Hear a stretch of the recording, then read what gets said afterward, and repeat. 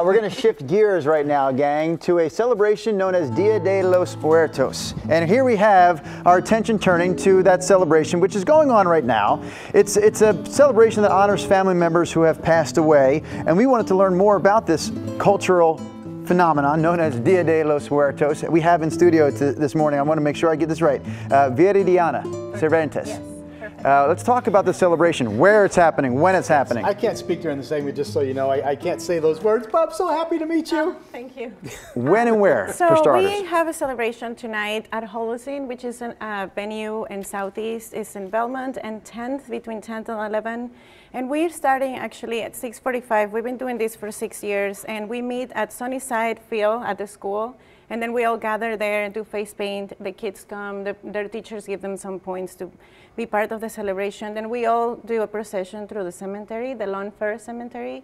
And it's like a part of a Mexican, the Mexican tradition calls to go to the cemetery and kind of like bring back the souls to have a party with the people that are still alive. We don't really do anything like this in the, I'm going to say, traditional U.S. customs. Well, I'll tell you right, what. but I like this. I would think it would get people in touch with knowing their heritage that much more, right? Yeah, absolutely. And it really comes from the Aztecs, from the belief that people really don't die unless you get forgotten. So if you remember the people that you want to remember that have passed away, then you're giving them life. And you're inviting them to have a party with you. And it's not like a spooky thing. People always ask me if it's like Mexican Halloween.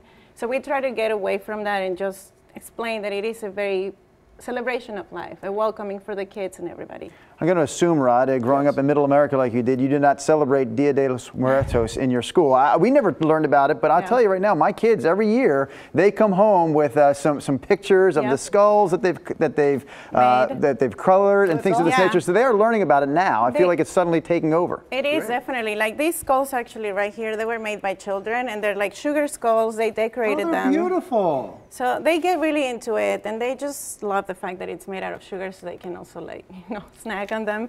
But I will not recommend to eat them.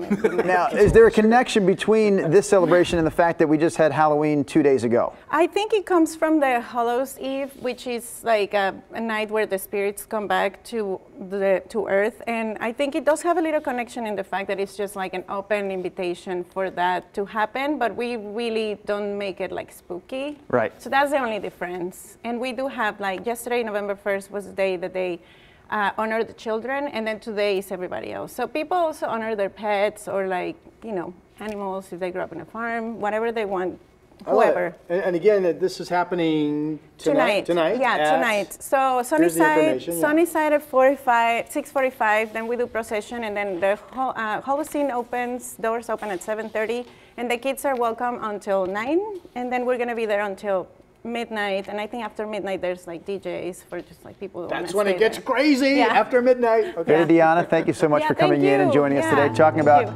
Dia de los Muertos.